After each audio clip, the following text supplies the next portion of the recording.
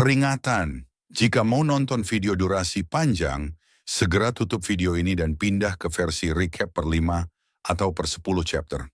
Jika belum ada video versi recap terbaru, tunggu aja sampai angka chapternya mencapai syarat recap. Itu aja, terima kasih.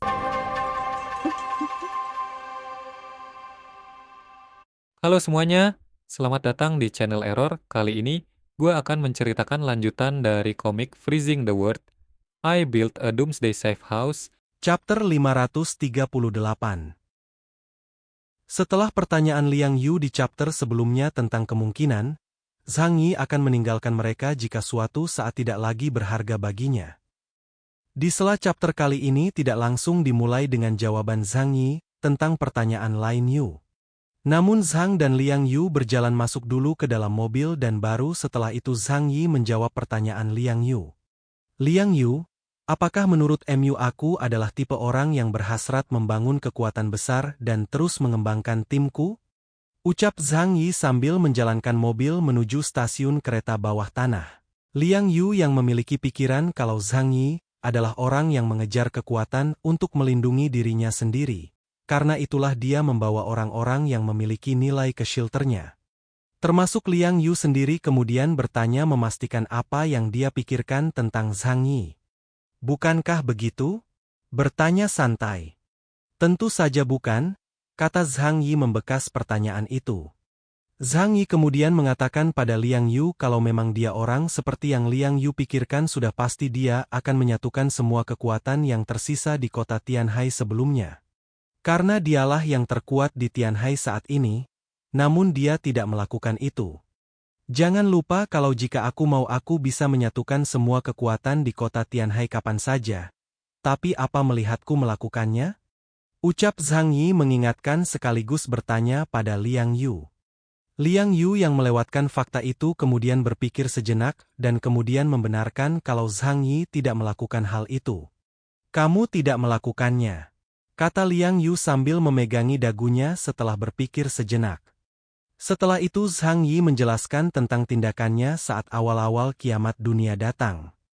Di mana dia mengumpulkan orang-orang berbakat dan sesuai dengan kemampuan mereka untuk menjamin keselamatannya, karena dia menyimpan banyak perbekalan yang sudah pasti akan menjadi incaran banyak orang. Saat pertama kali kiamat datang, aku mengumpulkan orang-orang berbakat karena aku perlu melindungi diri sendiri, dan satu-satunya cara untuk bertahan hidup adalah tetap bersama. Pada saat itu, aku memilih anggota timku berdasarkan kegunaan, tapi sekarang, waktu-waktu tersulit sudah berlalu, dan hubungan antara kita bukan lagi sekadar hubungan yang saling menguntungkan.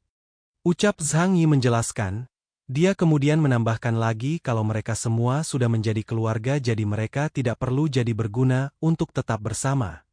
Kita adalah keluarga sekarang, bagaimana mungkin sebuah keluarga merasa malu dengan peran yang lebih rendah?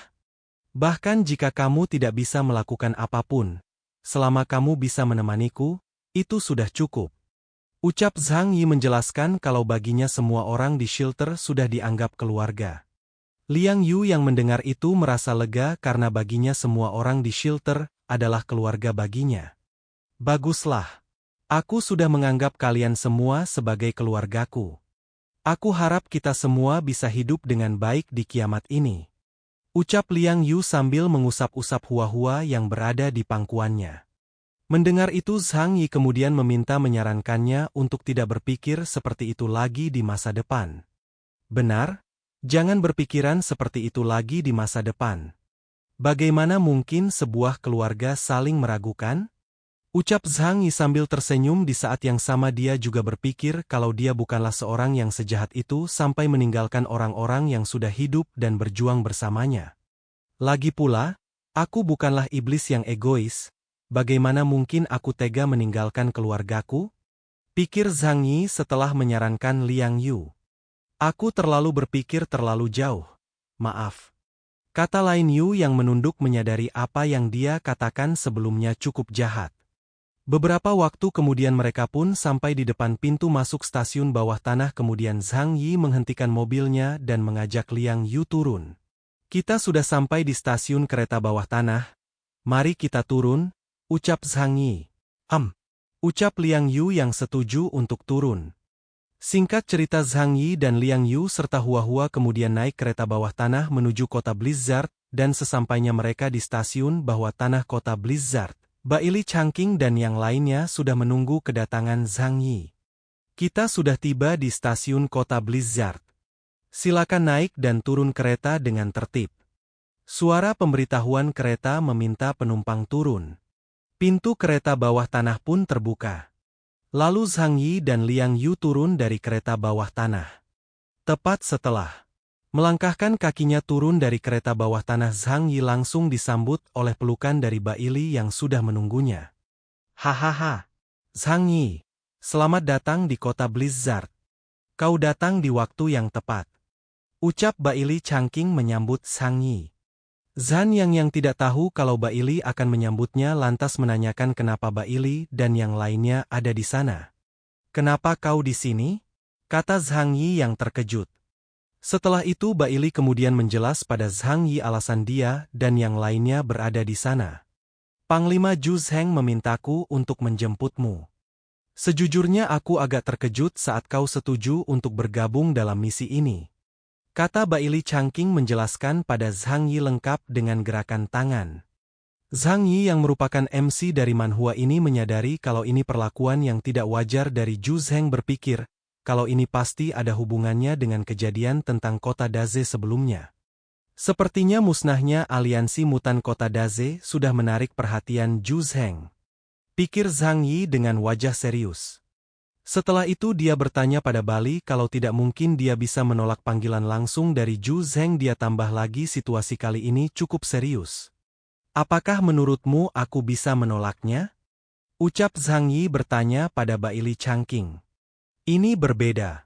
Panglima Zhu Zheng bilang kalau kau sangat kooperatif kali ini dan setuju untuk segera datang. Kata Baili Changqing menjawab dan mengatakan lagi kalau sikap Zhang Yi kali ini berbeda dengan dia biasanya.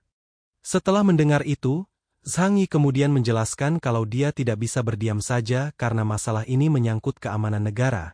Karena jika dibiarkan bisa saja dia juga dalam bahaya. Ini tidak aneh kan? Bahkan aku tidak bisa lepas dari masalah saat menghadapi invasi musuh asing. Kan? Ucap Zhang Yi setelah menghela napas mendengar perkataan Baili Changqing.